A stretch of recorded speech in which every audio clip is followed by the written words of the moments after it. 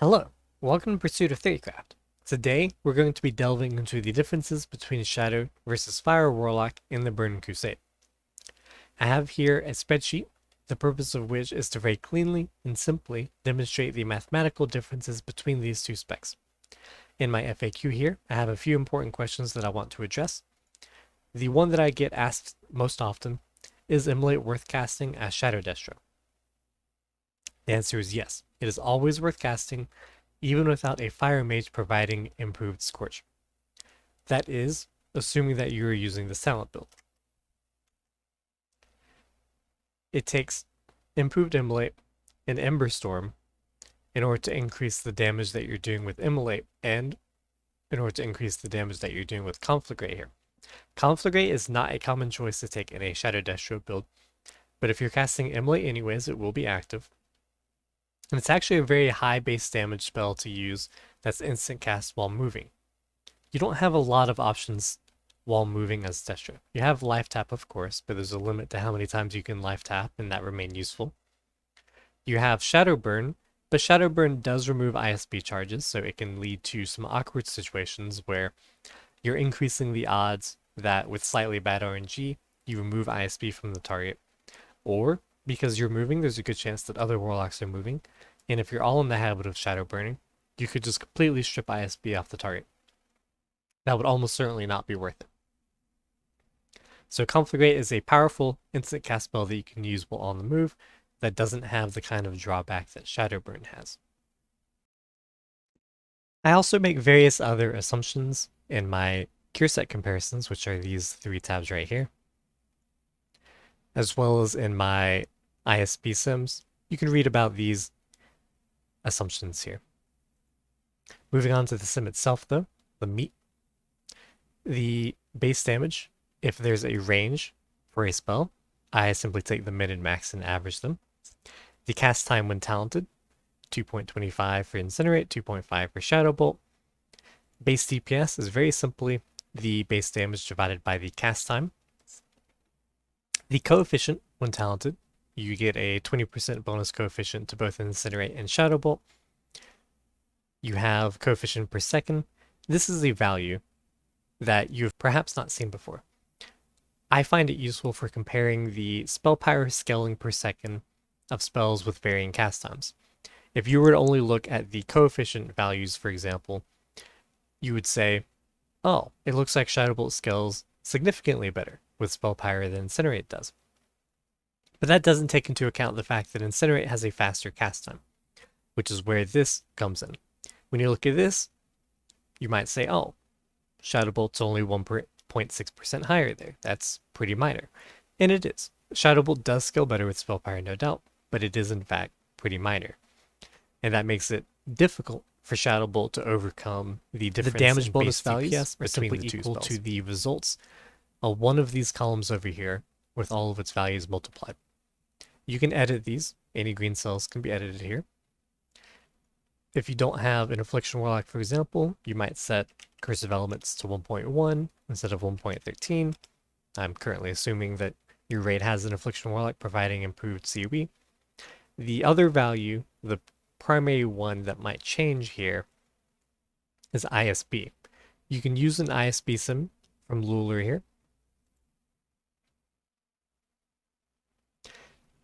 You are going to adjust the crit value of the Warlocks you have for each individual Warlock based on the crit they have in their gear. You can add Warlocks, you can add a Shadow Priest if you do run a second Shadow Priest in your raid. If you don't run a Shadow Priest in your raid for some reason, then you could remove that theoretically. I certainly don't recommend not having Shadow Priest though. And you can change the cycle.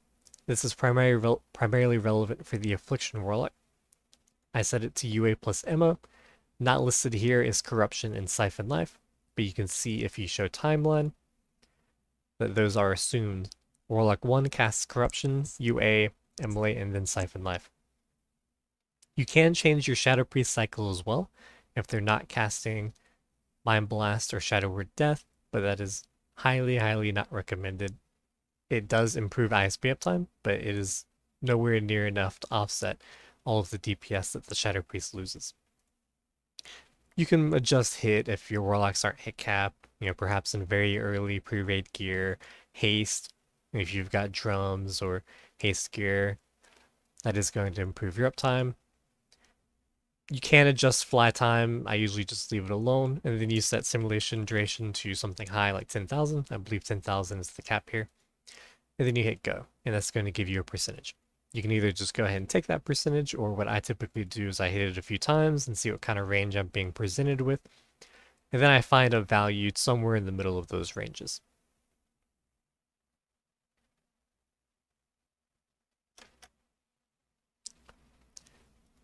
You then input your ISB uptime percentage here, which gives you your average damage bonus. That is automatically input into these two cells that are relevant for Shadow and for Curse of Doom. You can assign your own value if you wish, if you want to see what it looks like with 100% ISB uptime, for example. That should be 1.2 instead. If you want to assume a 75% uptime, which I think is about right for most trades, once Warlocks have decent gear, you could input a 1.15 here. Whatever you want to do, you can turn off improved Scorch. You can adjust the values as you see fit, but ISB is the primary one that is going to be changing here. For now, I'm just going to leave in the assumed 75% uptime. And while we're over here, you can input your own stats. You should. You can also click these on or off based on whether they're present, and if you want to see what kind of impact they have. The Chain of the Twilight Owl is a jewel crafting net that provides 2% party-wide crit. It does have an hour-long cooldown, and only lasts for 30 minutes. You lose it on death as well. You'll often have 3, even 4 or 5 different people run it. You do not require jewel crafting to wear it and use it, in order to maintain as much uptime as possible across multiple wipes. You can run out of charges, particularly if only a couple people in your party are using it. Judgment of the Crusader should either be present with a Rep Paladin in your raid, or if you don't run a Rep Paladin, typically a Prop Paladin will talent into it. But if you don't have this, then you can unclick this, or if for whatever reason on a given fight, you're not able to get it up. This is 3% raid-wide crit though, so it's very, very strong talent to take. Moonkin Ore, if you're in the Boomkin group, then you will get the extra 5% crit here. If you're the 4th or 5th Warlock or moved out of a Boomkin group for some reason, or God forbid your raid doesn't run a Boomkin, then you can click that off as well. Any adjustments to make crit lower will favor fire though. I'll tell you now that their Shadow, their Spell Pyre scaling is pretty similar, but crit definitely favors Shadow because of the impact it has on improved ISB uptime, which this alone will not reflect the improved ISB uptime. You do have to recalculate ISB with these buffs present if you so wish. Moving back over here, crit damage bonus, self-explanatory. Destruction spells have a 200% crit damage bonus, whereas affliction spells, Curse of Doom, only has a 150%. Time spent casting / uptime. This is an important value in order to determine the impact that a spell has on your overall DPS. If this did not exist, for example, Emulate would show as doing 1500 DPS. That is, of course, not how much DPS casting Emulate is actually adding to you, otherwise you'd be doing 3 to 4k DPS easily. Instead, you're only spending 9 to 10% of your time approximately casting Emulate, which is why you have to multiply the DPS per cast time by this value. So casting Emulate is actually adding about 130 DPS. You spend about 80% of your time casting Incinerate or Shadow Bolt, and then the remaining 10 to 11% of your time is spent casting Life Tap.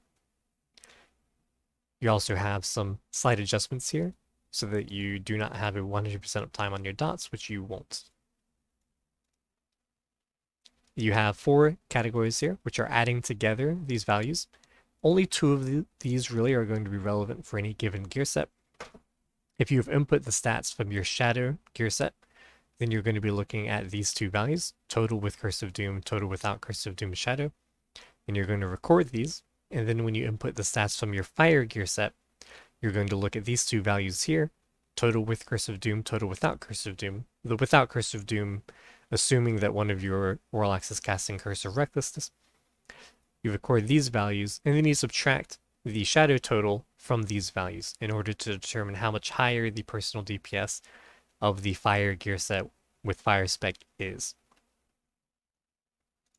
Moving on to raid DPS impact, this is very important because one of the most common counter arguments to fire spec when it comes up during conversation is going to be, well, yes, it's a personal DPS increase, they typically admit, but you lose raid DPS. It's a selfish spec.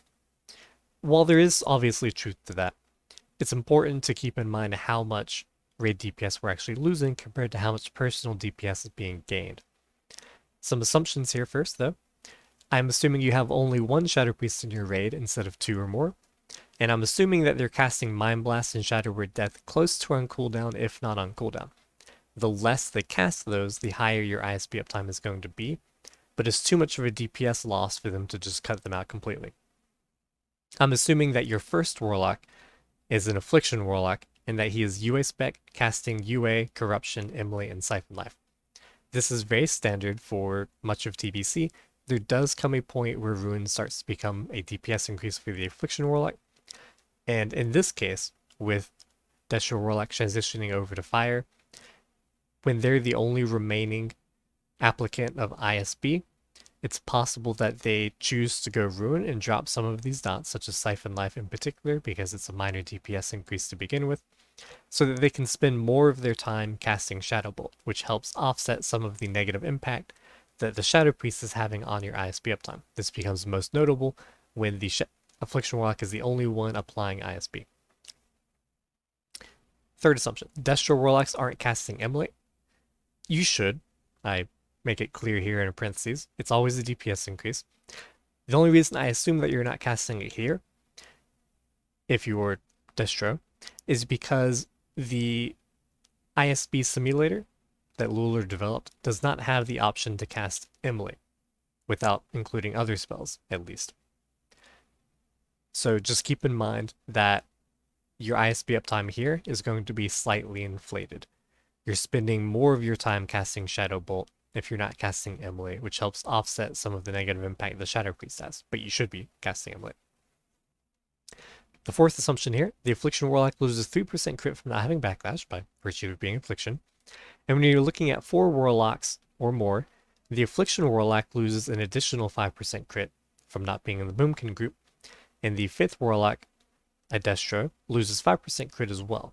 This is assuming that you run the standard Warlock group of 1 Elemental Shaman, 1 Boomkin, and 3 Warlocks. You can either select a couple ISP times from your from the chart over here to the left, which most closely approximates your raid conditions, or you can sim yourself.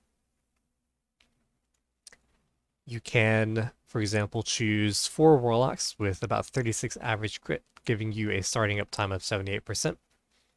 And then if you cut down to just 1 Shadow Warlock, being the Affliction Warlock, you can see here with that same crit level, you can drop it down even if you want. You're looking at 51.5% uptime. This will then give you a value, the percentage of your old DPS that you are now doing. You're going to input the DPS values of your Shadow Priest and the Affliction Warlock, or Destro Warlocks if you're not converting all of your Destros to Fire. This is going to be the amount of DPS that they were doing before this change, so with the old ISB uptime. I have here by default 1500 for Affliction and 1200 for the Shadow Priest, and that gives me the total DPS loss among all of those classes. For a more complete picture of total raid DPS lost, you need to input the stats of each Firelock casting Curse of Doom in the Sim tab and measure the difference in Curse of Doom DPS by adjusting the ISB values in the Sim tab.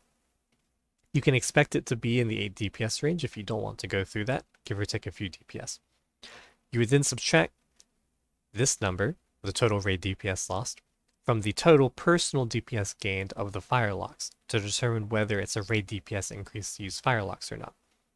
If you have 3 Warlocks going Firelock and each one is increasing their DPS by 100, for example, that's a 300 total raid DPS increase, minus the 123 here, another 16 or so from the Curse of Doom locks, you're looking at around a 160 increase to raid DPS. I'm going to skip the other factors tab for now, go to the gear set comparisons.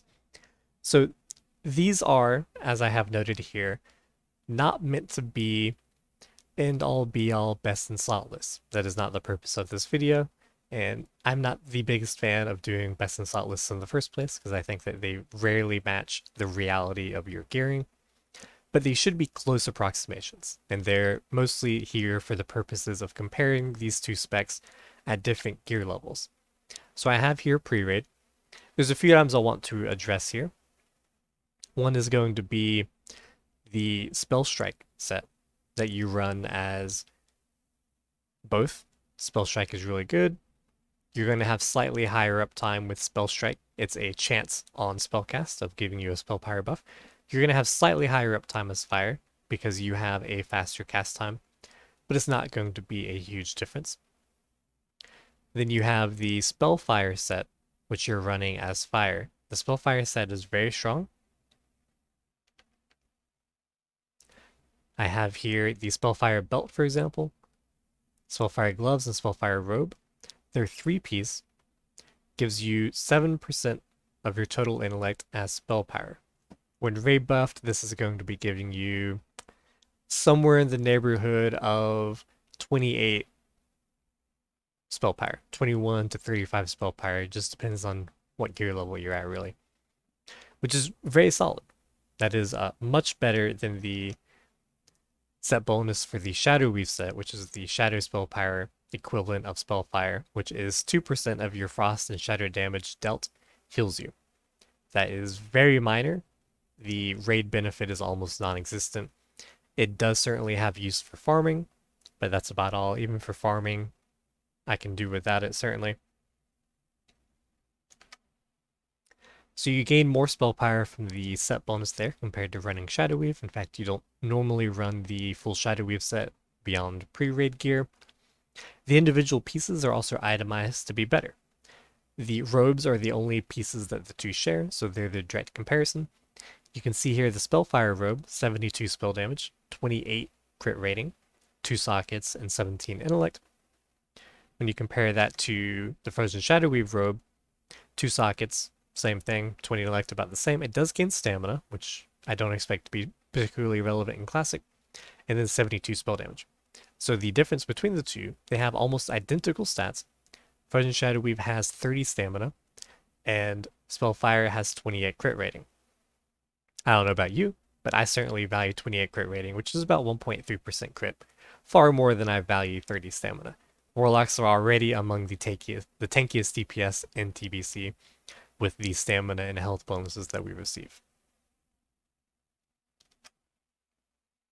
The other pieces are individually strong. I'm not going to compare them directly to each of the competitive slots. The belt is among the worst options here, but the gloves are quite a bit better, significantly so than your pre-raid equivalents. Some other gear here. The Flame Tongue Seal. This is from the Badge of Justice vendor. 49 fire spell damage and 17 spell crit. 25 Badges of Justice. This is very easy to get. You're going to get it very quickly after hitting 70.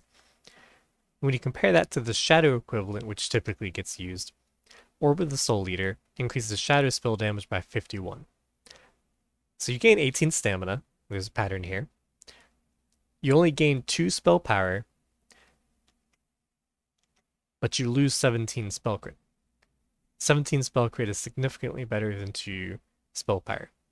You can sim in the Luller sheet if you want a rough idea of your stat equivalencies, but 1 crit rating is typically worth around 0.8 of a spell power. In addition, you have the Master Firestone.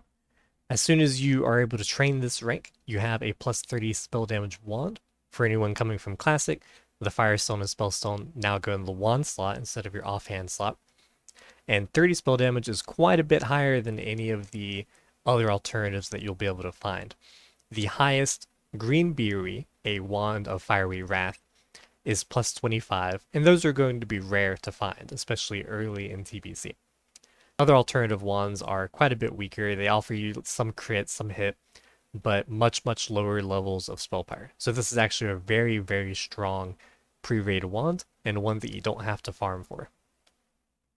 I'm not going to go into much more detail in terms of the differences in gearing between the two, but I did want to highlight these to help demonstrate why fire is considerably stronger early on.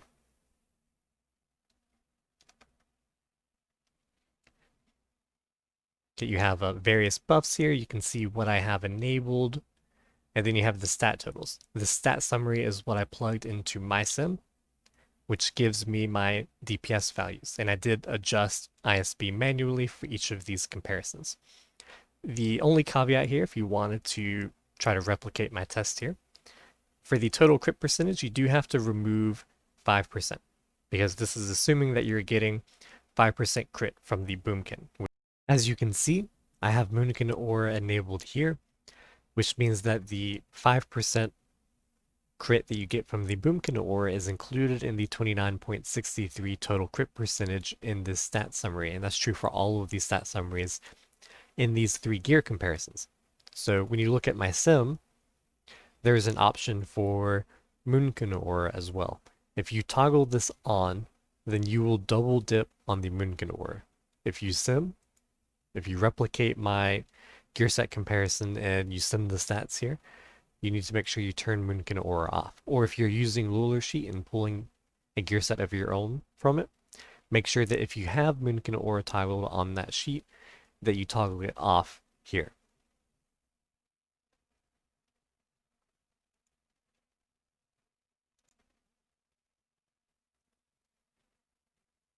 You can see here in pre-raid, the advantage with Curse of Doom is about 106.74, and then without Curse of Doom is 159. So you may be wondering, why would you be getting more DPS without Curse of Doom? Well, the answer is pretty obvious when you think about it. Curse of Doom does shadow damage and scales with shadow spell power. In fire gear sets, as you could see from some of the items that I just showed you, you have more fire spell damage in your gear set. But even if you didn't, even if you were running a spell power neutral set, you were sacrificing your imp and getting plus 15% fire damage instead of sacrificing your succubus and getting plus 15% shadow spell damage. So you're always losing that 15% bonus to Curse of Doom that you have as a Shadow Warlock. But you are gaining, of course, plus 15% damage to your Immolate in exchange that Shadow does not get. So in this case, the Warlock who's casting Curse of Wreck is always going to be gaining the most DPS from going fire. In Tier 4, this doesn't change a lot at all. 100.95 rather, and 156.38 without Curse of Doom.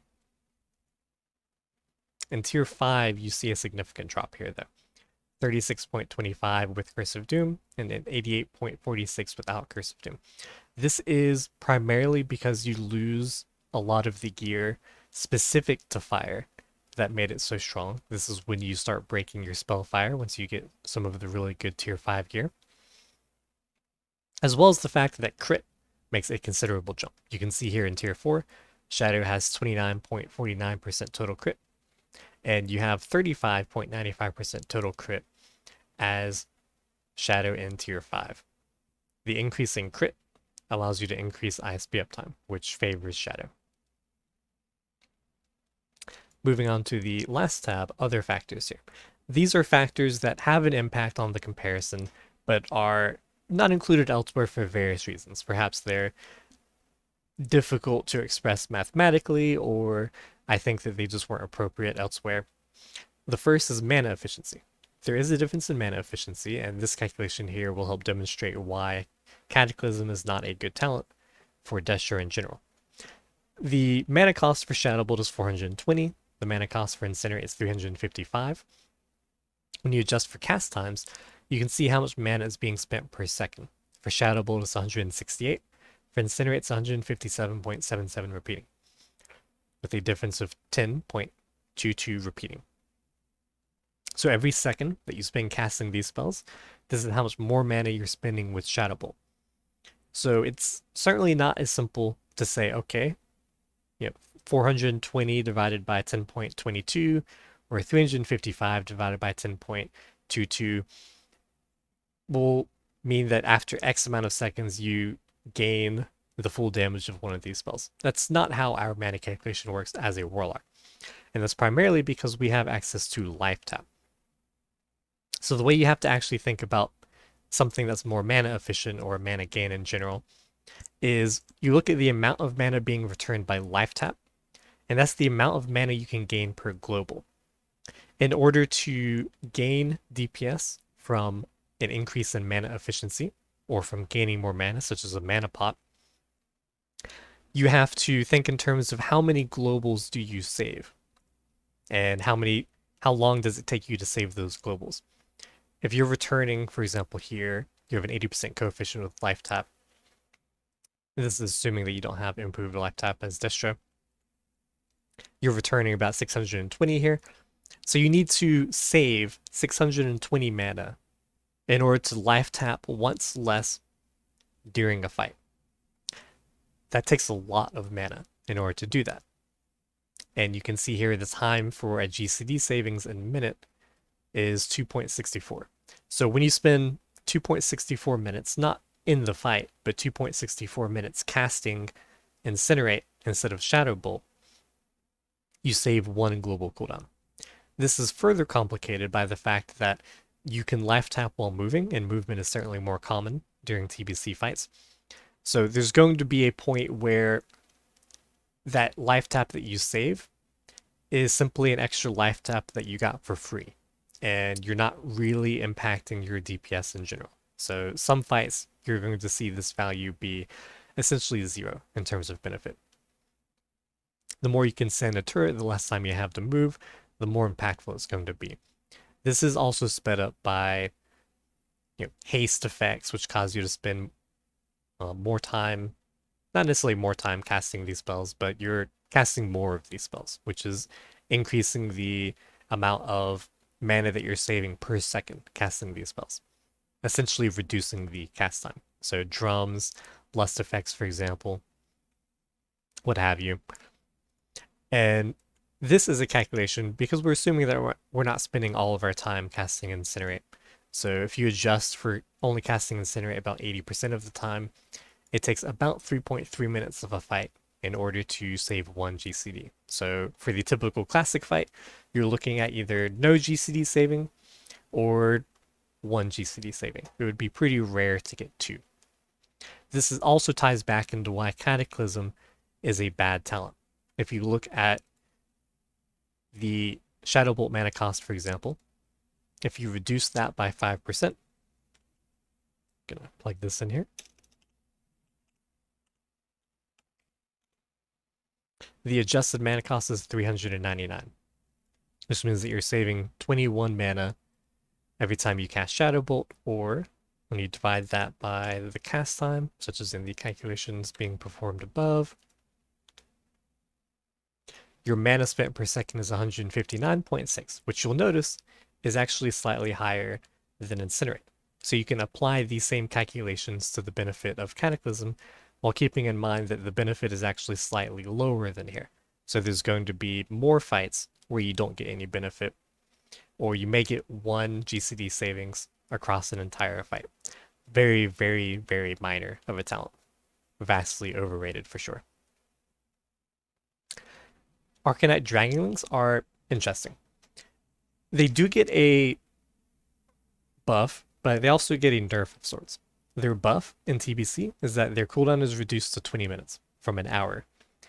This means that you can cast them most likely multiple times during a raid instead of once during a raid, or you may not even be able to use it during a raid if you, for example, popped it in Molten Core and then you didn't have it for Blackwing Lair, depending on how your guild raids in Classic.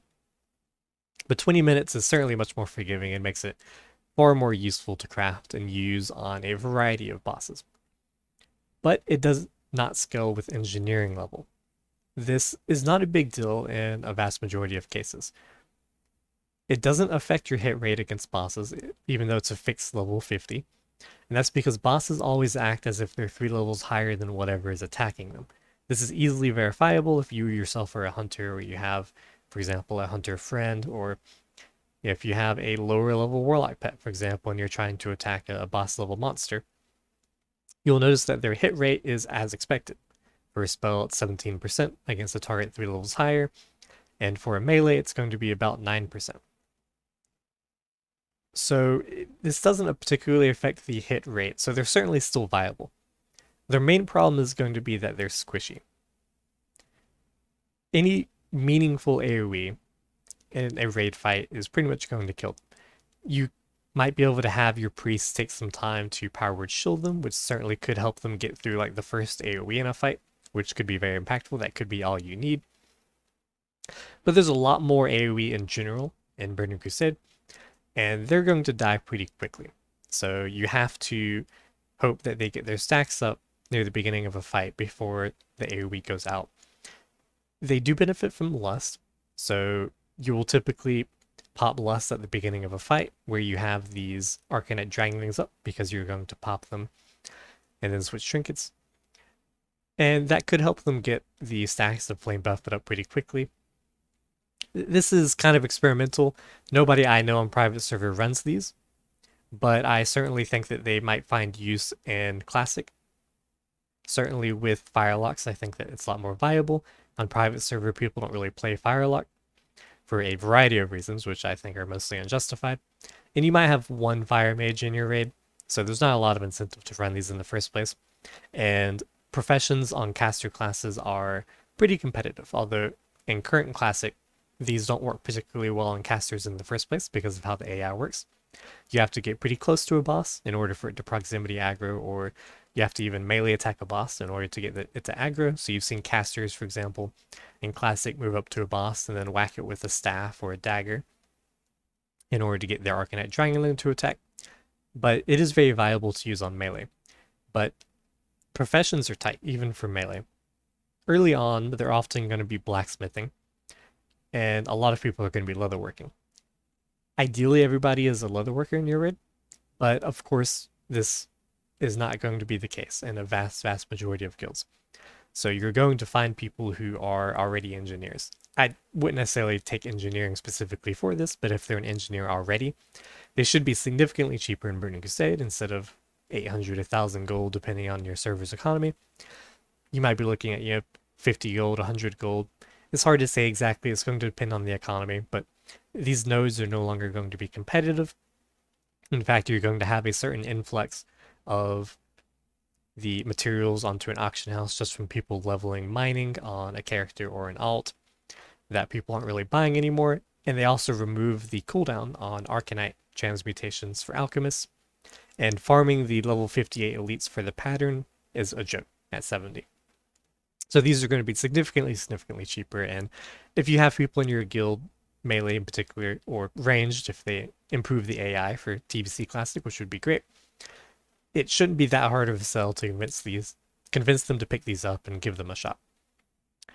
Conflagrate / movement. So Conflagrate is an advantage of fire. I do recommend picking it up in shadow as well, but you of course do more damage as fire spec. You gain plus 15% fire damage by sacrificing the imp, and you're also wearing more fire spell damage gear in general. So anytime you're moving, the Firelock does gain some advantage with Conflagrate. In addition, movement tends to hurt ISB because it only has a 12-second duration. So the longer you move, the less chance there is of being able to consume all of the ISB charges or get another crit off before it expires. And if ISB expires, that hurts DPS considerably. Flame Cap. The Flame Cap is a consumable that Shadow does not gain access to. There's no equivalent here for Shadow. And this is another reason why Fire is so strong, particularly early on in those pre-raid tier 4 settings. I technically have Flame Cap enabled on the Gear Sims here, and it's giving me a value of 30 spell power, which is taking into account the haste effects. But that's not really painting the full picture of just how powerful these are. It gives you 80 fire spell damage for 1 minute with a 3-minute cooldown. So you can look at that as 33% uptime, as the gear sheet assumes. But it's very notable that 1 minute is the entire duration of a lust. of a 45-second lust. So during lust, the spell power is of much greater benefit because the amount of spell power being applied per second is considerably higher. So you're doing a lot of extra DPS with this consumable during lust. And in the average TBC fight, we're looking at 2 minutes, 3 minutes, 4 minutes. If it lasts at least 3 minutes, 3 to 4 minutes, then you're getting some second benefit from Flame Cap as well. It's not going to last a full 5 to 6 minutes. If it lasts 2 minutes, for example, then you actually had 50% uptime. If it lasts 3 minutes, then you did in fact have about a 33% uptime, but that was with lust. If it's 4 minutes, then you had 50% uptime again. So how long your fight lasts is going to also be a determinant in terms of exactly how much benefit you're getting from this, but it's pretty significant. And because there's nothing comparable for Shadow, this is a benefit exclusive to Firelocks. So to close out this video, I did want to mention something, which is mages. Another counter argument is going to be that in tier 5, mages go arcane and they don't cast Improved Scorch anymore. Well, it's correct that mages go arcane with tier 5. You can go a little earlier, but you certainly go arcane by the time you get tier 5 2-piece because it increases your arcane blast damage significantly. But in the setting of TBC Classic, where I expect fights to be so short, and the healing requirements to be much less compared to an overtuned private server, I expect that an Arcane Mage, given full mana support, so we're talking all of the Innervates in your raid, all Draenei Priests will be rotated into your group to cast their Racial, which gives every party member about 1,000 mana. You rotate Resto Shamans in to drop their Mana Tide, which is a cooldown they have, which gives a lot of mana to the party. And you're just generally getting all of the mana available to you in your raid. I expect an Arcane Mage to be able to spend 80, 90, even close to 100% of their time casting Arcane Blast without the need to depend on their filler spell. For anyone not familiar, once an Arcane Mage gets low on mana and they don't have consumables or Evocate or Innervate or anything available to them, they switch to another spell, typically Frostbolt, that is mana efficient enough that they gain mana while casting it. And they continue to cast that spell until they get up to a mana level where they want to start Arcane Blasting again. Because you're spending such a small amount of your time actually casting your filler spell in the setting of a short fight, like I expect in Classic, the difference in the spells that you cast is going to be minor. That's why I think that Arcane Fire is actually going to be a very legitimate build. You do lose Icy Veins, a cooldown that increases your spell haste, which matters, but the overall impact on your DPS is overstated. It's just one cooldown. That's not going to have a huge, tremendous impact on your DPS. And the DPS difference between casting, say, Scorches and Fireballs and Frostball is going to be minor. If anything, it should favor Fire. Fireball is going to be a very strong secondary spell. Its mana efficiency compared to Frostbolt is going to depend a lot on your crit. The more crit you have, the more mana efficient it becomes, but it should generally be a bit less mana efficient than Frostbolt. Not hugely impactful given the stated assumptions about how much mana benefit you're already getting from your raid. And casting a Scorch here and there, you need one Scorch every 30 seconds, other than at the very start of a fight, or if there's some kind of phase transition that causes it to drop. Casting one Scorch every 30 seconds is not going to be particularly impactful on your DPS. So even if there is a personal DPS loss for the Arcane Fire Mage, which I'm not convinced there even really is a DPS loss there, it's going to be relatively minor, and I think will be an excellent way to enable the use of Firelocks in your guild. I will most likely tackle that in future videos when I get into Mage Theorycraft in general. For now, thank you for tuning in. If you have any questions, feel free to leave a comment on my video.